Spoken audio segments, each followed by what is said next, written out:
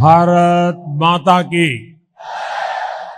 भारत माता की, भारत माता की, जय भवानी,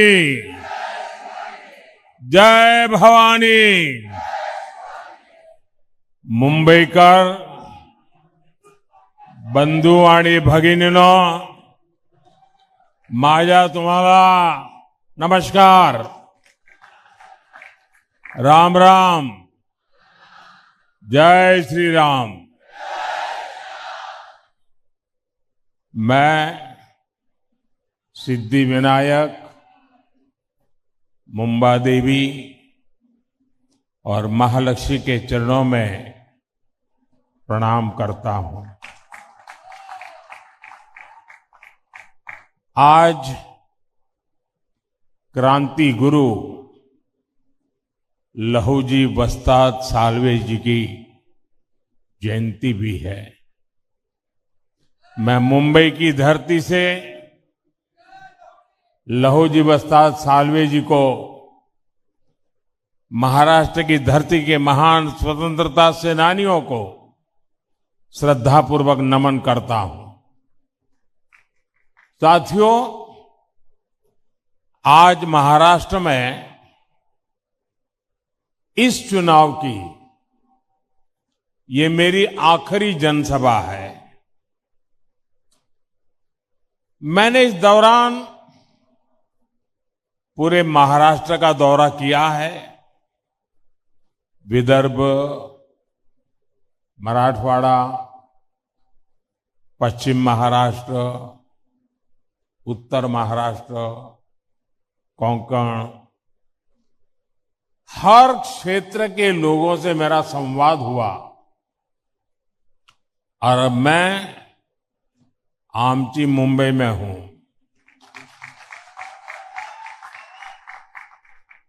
पूरे महाराष्ट्र का आशीर्वाद आज महायुति के साथ है।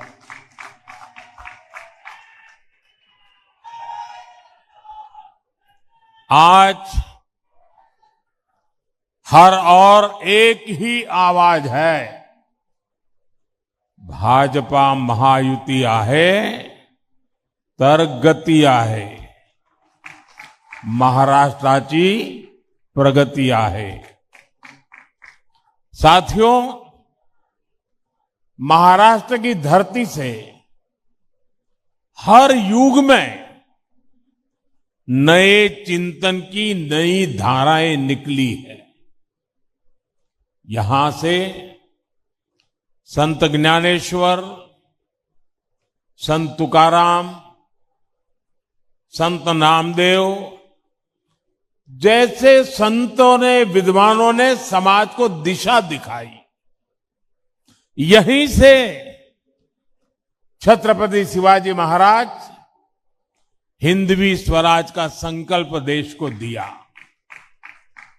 लोकमान्य तिलक और गोखले जी जैसी महान हस्तियों ने देशभक्ति की अलग जगाई।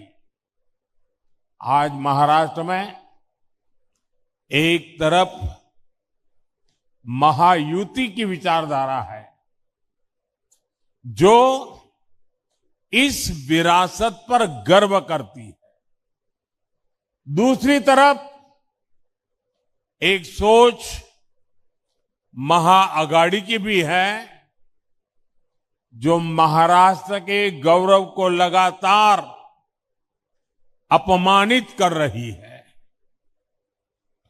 महाअगाड़ी के लोग तुष्टीकरण के गुलाम हो चुके हैं।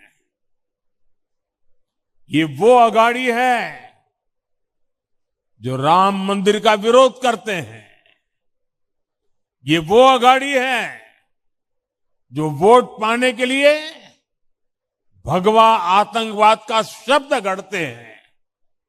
ये वो अगाड़ी है जो आए दिन वीर सावरकर का अपमान करते हैं। ये वो अगाड़ी है जो कश्मीर में 370 की वापसी के लिए प्रस्ताव पारित करते हैं। ये कश्मीर में बाबा साहब आंबेडकर का संविधान लागू करने का विरोध करते हैं। साथियों, राजनीति में एक दूसरे पर वार पलटवार करना समझ में आता है, लेकिन जब बात देश की उपलब्धि की हो तो हर राजनीतिक दल का कर्तव्य है कि वह देश को अपने दल से ऊपर रखे।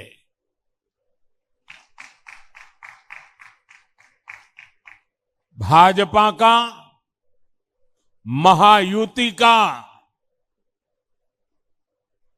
ये मंत्र है, ये नीति है, ये हमारी वृत्ति भी है, प्रवृत्ति भी है। लेकिन अघाड़ी वालों के लिए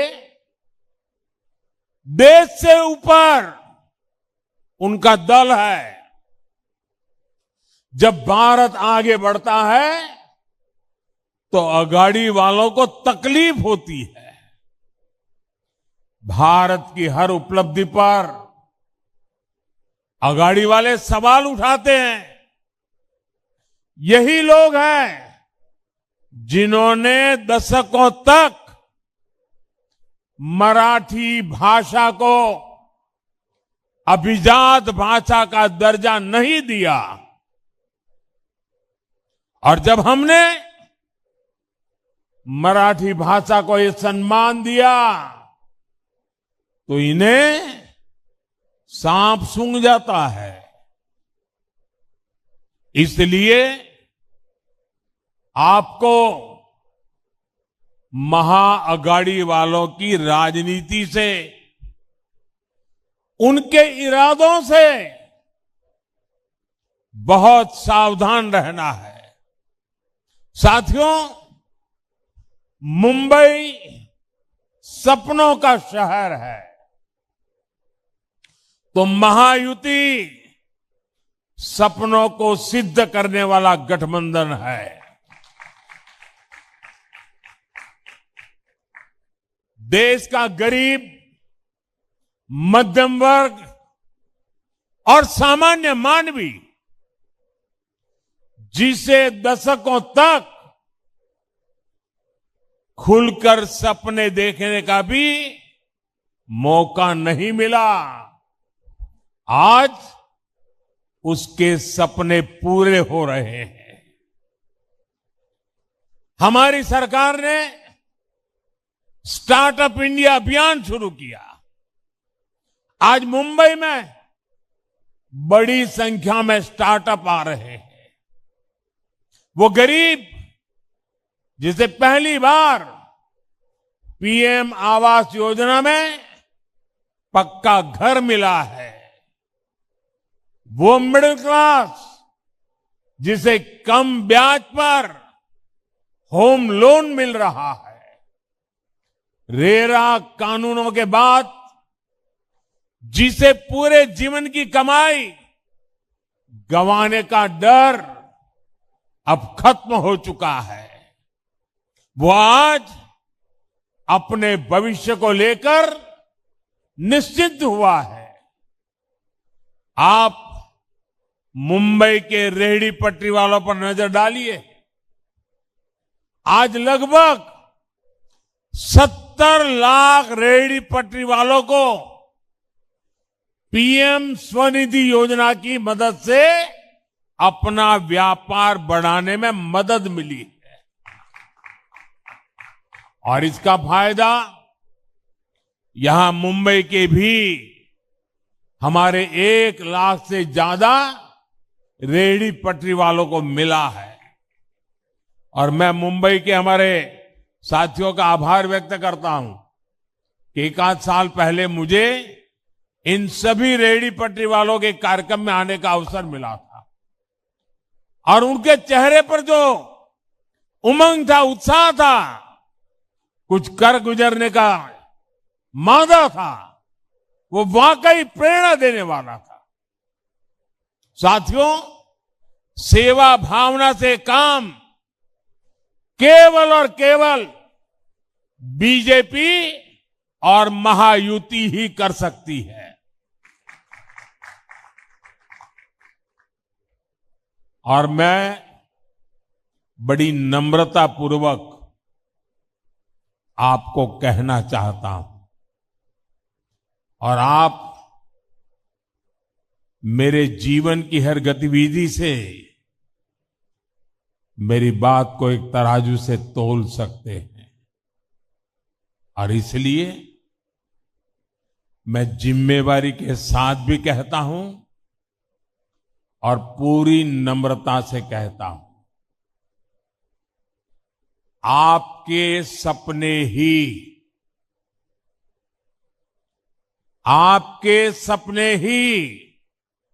हमारे संकल्प है।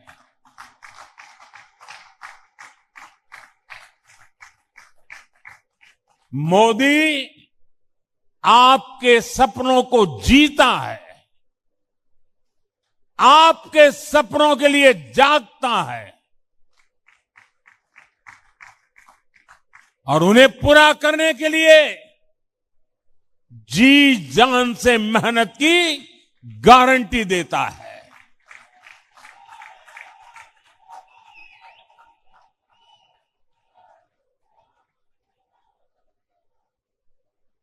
साथियों, आज दुनिया का हर देश अपने बड़े शहरों को आधुनिक बनाने में लगा है। मुंबई के लिए यही सपना बीजेपी और महायुति ने देखा है। आज हर मुंबईकर देख सकता है कि हम कितने बड़े स्केल पर विकास कार्यों को आगे बढ़ा रहे हैं। हमारी सरकार मुंबई को कनेक्टिविटी की हर परेशानी से मुक्ति दिलाना चाहती है, और शिंदे जी ने और देवेंद्र जी ने अभी विस्तार से इसका वर्णन भी किया है। आज मुंबई में लाखों करोड़ रुपए की परियोजनाएं चल रही है। मेट्रो लाइन हो, लोकल ट्रेनें हो, मुंबई और आसपास के शहरों को जोड़ने वाले पुल हो, महामार्ग हो, एयरपोर्ट हो, हर दिशा में तेजी से काम हो रहा है। साथियों, हमारे देश में आजादी के बाद दशकों तक केंद्र में कांग्रेस की सरकार रही। यहां भी दशकों तक कांग्रेस की सरकार रही, लेकिन मुंबई को लेकर इन्होंने कोई फॉरवर्ड प्लानिंग की परवाह ही नहीं की। नतीजा ये हुआ कि हमारी मुंबई लगातार पिछड़ती चली गई। कांग्रेस का मिजाज मुंबई के ठीक उल्टा है। मुंबई का मिजाज यानी ईमानदारी और कड़ी मेहनत। मुंबई का मिजाज यानी आगे बढ़ने की ललक। लेकिन कांग्रेस का मिजाज क्या है? कांग्रेस का मिजाज है भ्रष्टाचार। कांग्रेस का मिजाज है देश को पीछे धकेलना। कांग्रेस का मिजाज है विकास में अड़ंगा डालना। आपको याद रखना है, इन्होंने अटल सेतु का विरोध किया था, इन्होंने मेट्रो का विरोध किया था। हम जब इनोवेशन की बात कर रहे थे, हम जब डिजिटल इंडिया और यूपीआई की बात कर रहे थे, तब कांग्रेस और उसके ये साथी टेक्नोलॉजी और यूपीआई का मजाक उड़ाते थे। ऐसी सोच वाले लोग मुंबई को कभी आगे नहीं ले जा सकते। साथियों, हमारी मुंबई जोड़ने में विश्वास करती है, लेकिन कांग्रेस और अघाड़ी केवल और केवल तोड़ने की बात करते हैं। मुंबई में हर जाति समुदाय के लोग आते हैं, हर भाषा के लोग आते हैं, एक साथ रहते हैं, लेकिन महाअघाड़ी वाले जाति के नाम पर लोगों को लड़वाने में लगे हैं। साथियों, कांग्रेस का शाही परिवार दलितों, पिछड़ों, आदिवासियों से नफरत करता है। सरकार बनाने के लिए तड़प रही कांग्रेस बिना पानी को जैसे मछली तड़पती है ना, वैसे तड़प रहे हैं। हर कीमत पर एसटी, एससी, ओबीसी की एकजुटता तोड़ना चाहती है। इसलिए वो एसटी की जातियों को आपस में लड़ा रही है, एससी, ओबीसी की जातियों को आपस में लड़ा रही है। ये जातियां लड़ेगी तो कमजोर होगी, और जितनी ज्यादा जातियां कमजोर होगी, कांग्रेस मजबूत होती चली जाएगी। मजबूत कांग्रेस सरकार में आकर एसटी, एससी, ओबीसी की उनको तबाह करेगी, आपका आरक्षण छीन लेगी। और इसलिए ही मैं बार बार कह रहा हूं, आज इस बात की सबसे ज्यादा जरूरत है।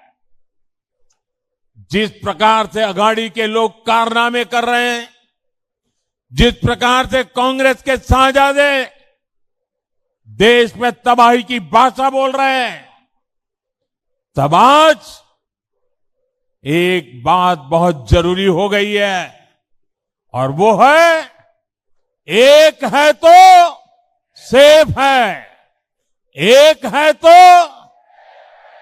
एक है तो, एक है तो। मुंबई तो बाला साहब ठाकरे के सिद्धांतों का शहर है। मुंबई स्वाभिमान का शहर है, लेकिन अघाड़ी में एक ऐसा दल है जिसने बाला साहब का अपमान करने वाली कांग्रेस के हाथ में अपना रिमोट कंट्रोल दे दिया है।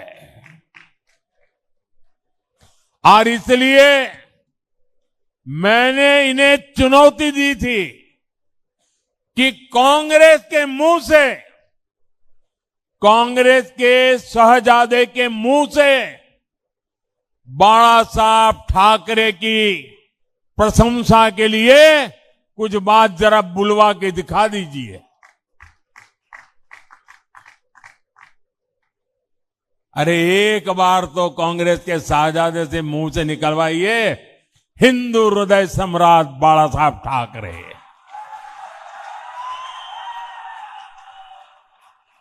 और जिस दिन आप इतना करवा लोगे ना, आपको सचमुच में अच्छी नींद आएगी, कभी अस्पताल नहीं जाना पड़ेगा।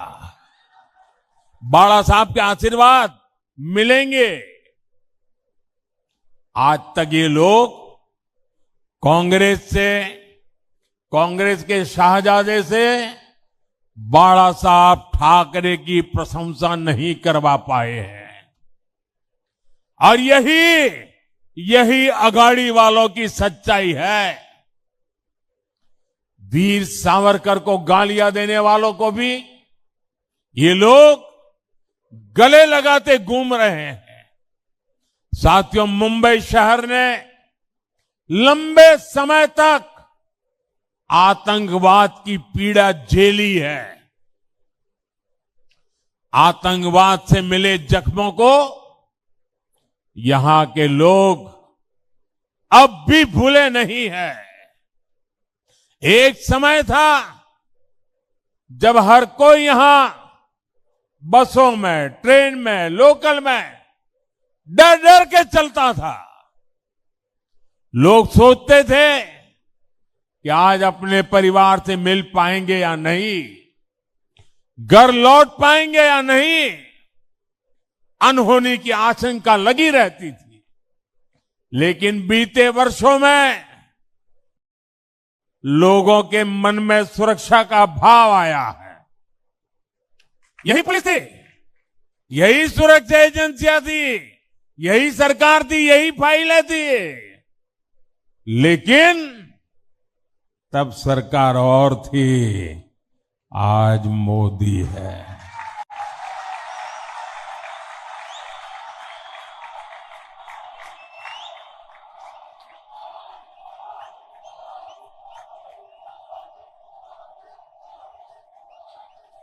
आपको सोचना है कि क्यों जब कांग्रेस सरकार थी तो मुंबई समेत देश भर में आतंकी घटनाएं होती रहती थी। हर जगह आपको लावारिस वस्तुओं का डर दिखाया जाता था। बस में, ट्रेन में बैठते ही सूचना आती थी कि कोई लावारिस बैग तो नहीं पड़ी है, कहीं कुकर तो नजर नहीं आ रहा है, कहीं टिफिन बॉक्स तो नजर नहीं आ रहा है। अगर दिखता है तो तुरंत पुलिस को जानकारी दीजिए, ऐसा कहा जाता था। अब ये सब बंद हो गया कि नहीं हो गया? ये सब गया कि नहीं गया? आज देश में मोदी की सरकार है। आतंक के आकाओं को पता है, अगाड़ी वालों को हो या ना हो। भारत के खिलाफ कुछ किया, मुंबई के खिलाफ कुछ किया तो मोदी पाताल में भी उन्हें छोड़ेगा नहीं।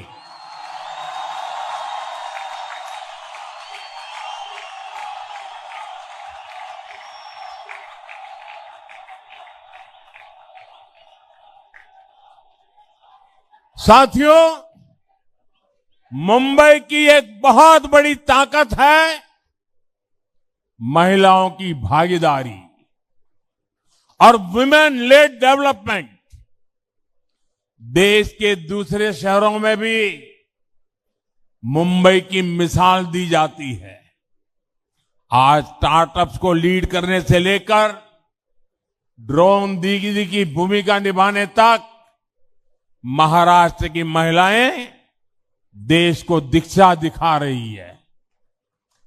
महाराष्ट्र में 27,000 से ज्यादा स्टार्टअप्स, जिनमें से अनेकों स्टार्टअप का नेतृत्व महिलाएं कर रही है। हमारी माताएं, बहनें, बेटियां कर रही है। देश भर में 70,000 से ज्यादा ऐसे स्टार्टअप्स हैं जिनमें कम से कम एक महिला डायरेक्टर के रूप में उसका नेतृत्व कर रही है। महिला नेतृत्व वाले कई स्टार्टअप्स मुंबई बेस्ड हैं। ये महिलाएं बड़ी संख्या में रोजगार के अवसर तैयार कर रही है। महायुति सरकार की माझी लाड़की बहन योजना का लाभ बड़ी संख्या में मुंबई की माताओं बहनों को भी मिला है। पीएम आवास योजना के तहत जो घर मिले हैं, उनमें से अधिकतर घर भी महिला सदस्य के नाम पर है। इससे महिलाओं के सामाजिक आर्थिक सशक्तिकरण में तेजी आई है। साथियों, मुझे पता है मुंबई का जोश कभी ठंडा नहीं पड़ता और मुंबईकर अपनी जिम्मेदारी पूरी जी जान से निभाते हैं। और इसलिए 20 तारीख को रिकॉर्ड मतदान की जिम्मेदारी मैं आप सब मेरे साथियों को देकर के जाता हूं।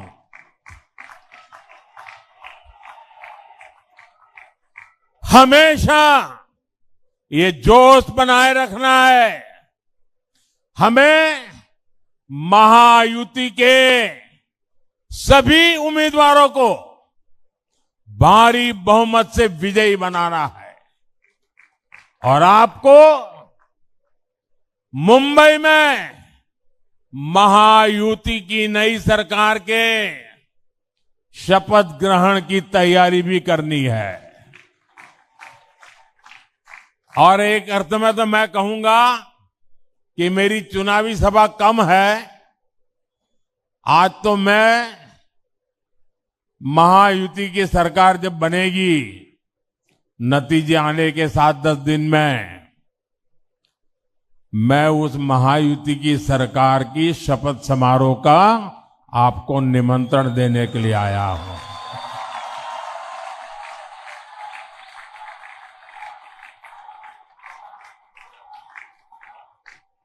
साथियों, मैंने इस बार झारखंड का चुनाव भी देखा है, महाराष्ट्र का चुनाव भी देखा है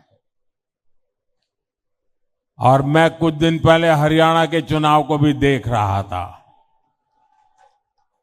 हरियाणा ने जिस प्रकार से कांग्रेस की सारी योजनाओं को चकनाचूर कर दिया, उनके सारे सपनों को तहस नहस कर दिया। जितने मुद्दे उन्होंने उठाए, हर मुद्दे को हरियाणा के लोगों ने करारा जवाब दिया। और मैं कह सकता हूं, झारखंड और महाराष्ट्र में भी हरियाणा से भी ज्यादा करारा जवाब ये महाआघाड़ी वालों को मिलने वाला है।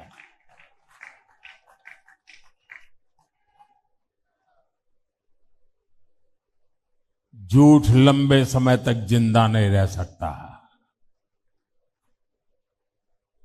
और देश की जनता ने हर झूठ को जमीन में गाड़ देने का तय कर लिया है।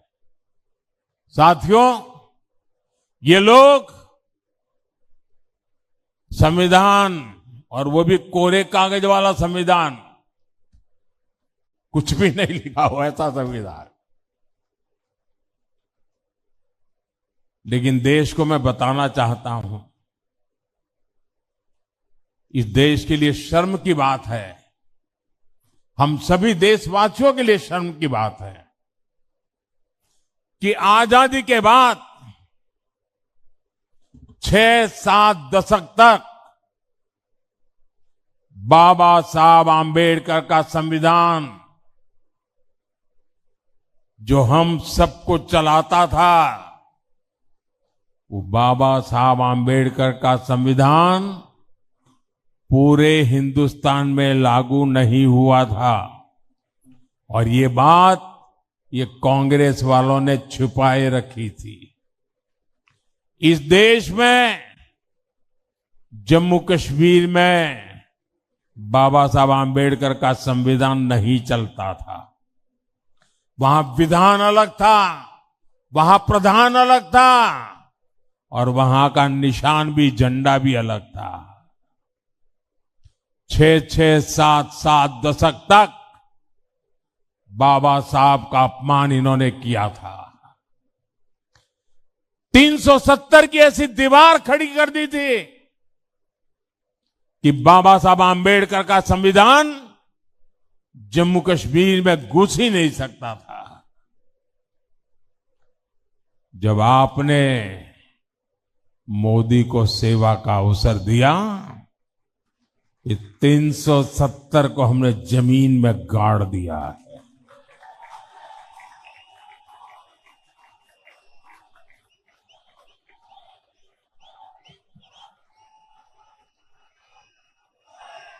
और तब जाकर के बाबा साहब आंबेडकर का संविधान जम्मू कश्मीर में लागू हुआ। आप हैरान हो जाएंगे, जम्मू कश्मीर में हाई कोर्ट का जज अगर महाराष्ट्र से गया होगा तो भी, आंध्र से गया होगा तो भी, तमिलनाडु से गया होगा तो भी, जम्मू कश्मीर में हाई कोर्ट का जज भारत के संविधान पर शपथ नहीं लेता था, वो जम्मू कश्मीर के विधान के आधार पर शपथ लेता था। जम्मू कश्मीर के इसके पहले के किसी मुख्यमंत्री ने भारत के संविधान की शपथ नहीं ली है। देशवासियों, आज अभी जो जम्मू कश्मीर में सरकार बनी, आजादी के बाद पहली बार भारत के संविधान की शपथ लेकर के मुख्यमंत्री का काम शुरू हुआ। ये कमाल किसकी है? ये कमाल किसकी है? ये कमाल किसकी है? ये कमाल किसकी है? ये कमाल मोदी की नहीं है, ये आपके एक वोट की ताकत है कि 370 जमीन में चली गई।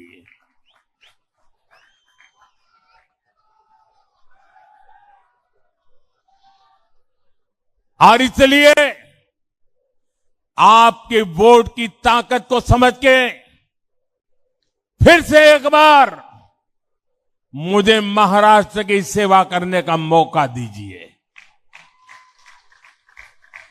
मुझे आपके सपनों के लिए जी जान से जुटने का अवसर दीजिए। और इसलिए मुझे महायुति का साथ चाहिए। आपके सपने पूरे करने के लिए महाराष्ट्र में महायुति की सरकार चाहिए, ताकि मैं बिना कोई रोक टोक आपकी सेवा करता रहूं।